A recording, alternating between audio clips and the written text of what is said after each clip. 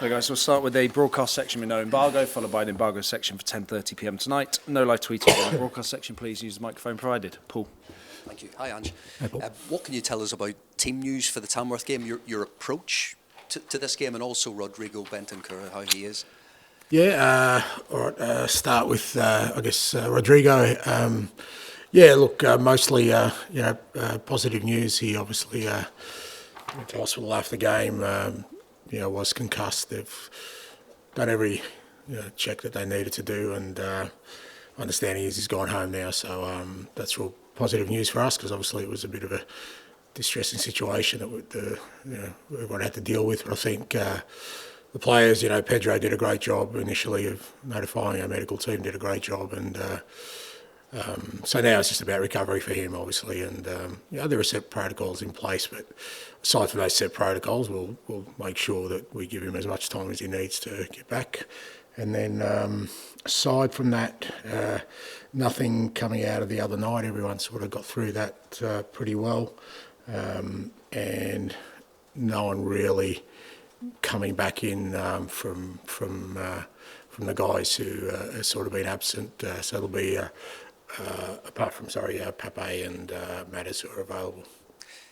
It felt like a real statement win the other night. You saw at the end, the final whistle, that connection with the fans and the players and yourself on the pitch again.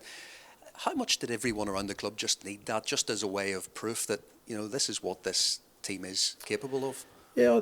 I mean, I don't know about proof, but I think reward is important, because we're going.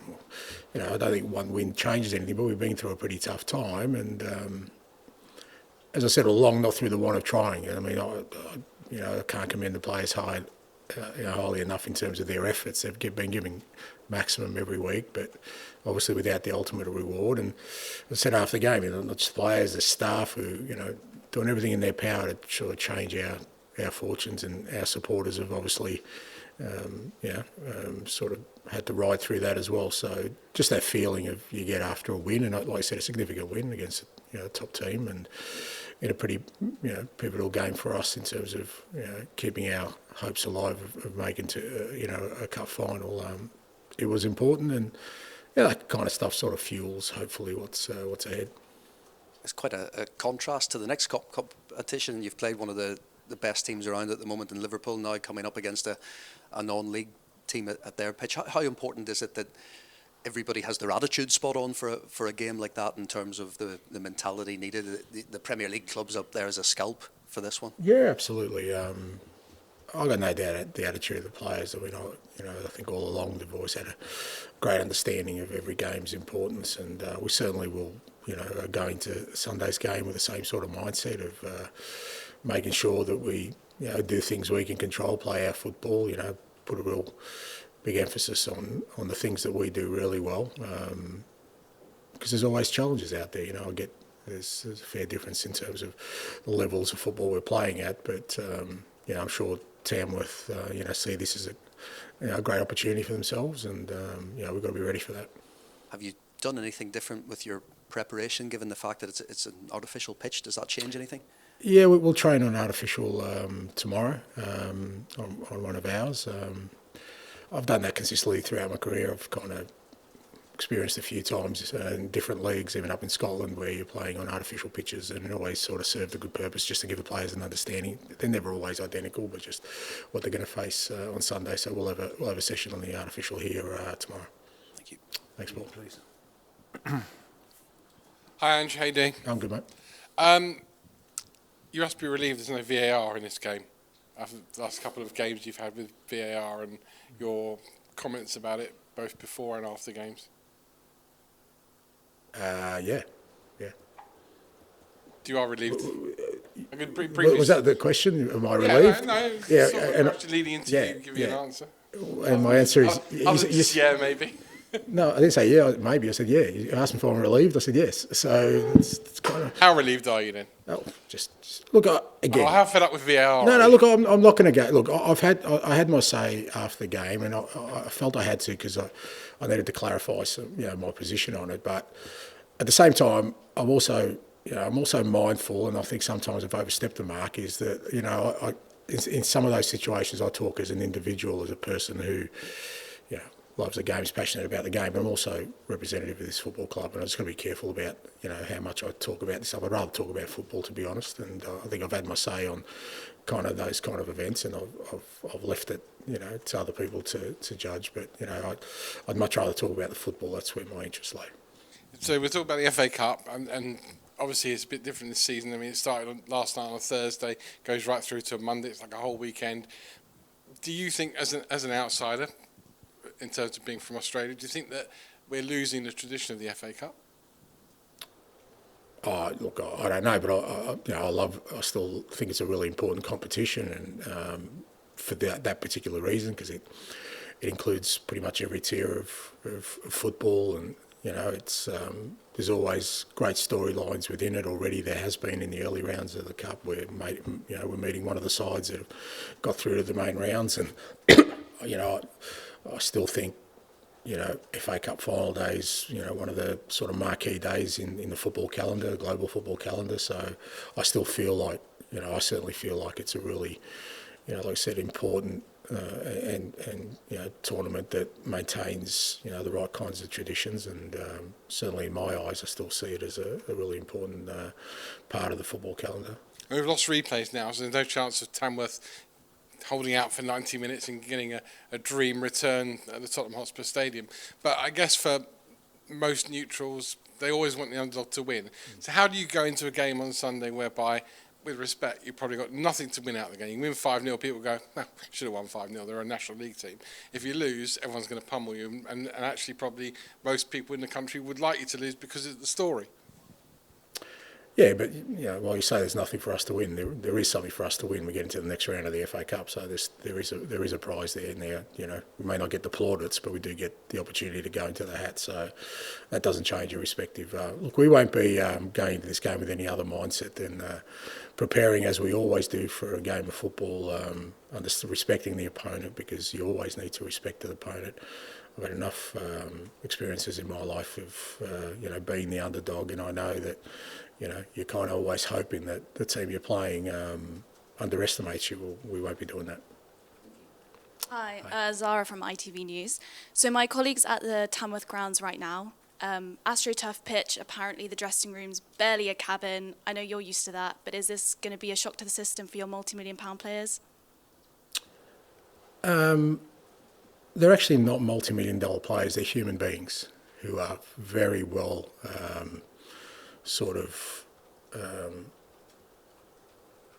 they're very understanding.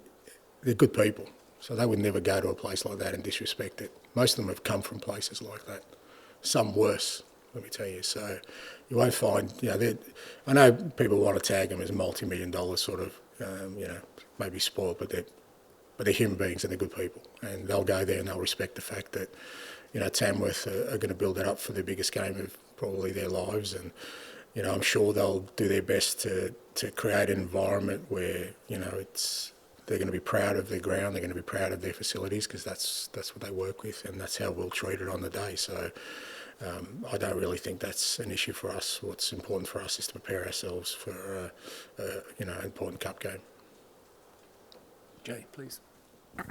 Hi, Ange. Does this weekend give you an opportunity to play some of the younger players? I'm thinking of Alfie Dorrington, Will Lancashire, Mikey Moore. No, it gives me an opportunity to pick a team that I think will win the game of football for us, and the ones who'll play will be the ones that I think, will do that. It's good getting Mikey back, obviously, and I think it's important we'll get him some game time on the weekend. But aside from that, it'll be a team that we think, most importantly, get us through to the next round. Just on Dorrington, he made his Premier League debut against Southampton last month. Just wanted you to just tell us a little bit about him, because some of us, don't know a lot about him. He's only 19 years old, but he's now on the bench every week because of the injury situation. Yeah, and Alfie's training with us, he's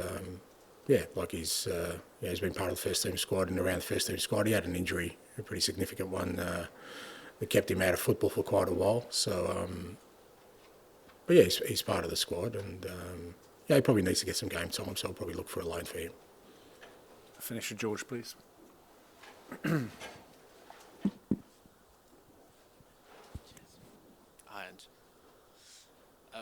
And you just spoke then about sort of putting a team out to win the game.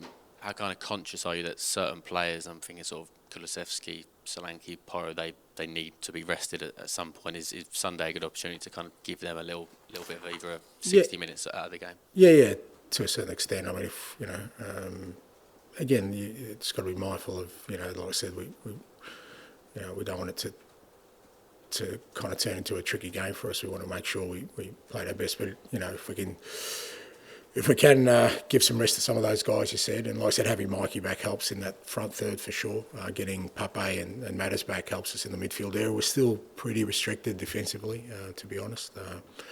But Sergio Reggie, at least he's had some games recently, Reggie, so gives us a chance. But in terms of sort of centre halves and right back, we're still pretty limited to what we can do there in terms of rotation. But hopefully we can sort of rest at least a couple of the players from a full sort of 90 minutes of football.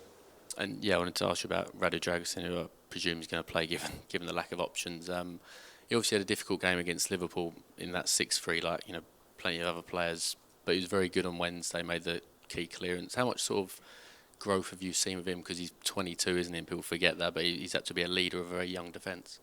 Yeah, no, he's... look, I've said all along that some of our players at times are getting unfairly sort of judged at the moment because of the situation we're in, and it's not just that Radu's kind of like I said, he's only 22. He's still kind of getting to grips with the Premier League. It'd be okay if he was surrounded by players who are playing regularly, but he's got an 18-year-old who's not a centre back next to him. He's had 3 different goalkeepers since he's been, could be up to 4 now, since he's been in the team. Different fullbacks, and I just think him and Archie have been unbelievable for us, considering the circumstances, and we will get growth from that. I really believe that, and he was great the other night. He really sort of was focused and disciplined in his organisation, and along with obviously Tony making his debut, I think that's as kind of solid as we've been as a back 4, back 5. Well protected though. I thought the midfield did a great job of working really hard to keep sort of Liverpool. I think there won't be many games where Liverpool create as little as they did the other night, and I think that was a real strong collective effort. But we're happy with Radu. We're happy with the way he's developing, and again he's had to battle some. He had an illness last week. He was nowhere near 100%. He's had to battle through his own, and he's probably one that does need a bit of a rest. But we've got no options there, and every week he kind of mans up and gets on with it. And just finally from me, I mean, the FA Cup makes it 4 competitions you're competing in. I mean, how sort of excited are you to be back in this competition? And even though you've got Europa League and potentially more Carabao Cup games, how much is this competition important to you? Yeah, it is. It's hugely important. Obviously, last year we didn't sort of progress in it after I think we got through the first round, and the third round sort of dropped out. But we want to stay in it, obviously, and. At some point, hopefully over the next sort of few weeks, we'll get players back as well. So, even though it's going to mean a congested sort of fixture schedule for us, I think if we get the players back, we're going to come back. I think we'll be well placed, and we want to stay in the competition. Once we get to that moment where we've got the squad we need, then hopefully we can make an impact in it. Okay, we'll end the broadcast section there and move on to the embargoed section for 10:30 p.m. tonight. Tom.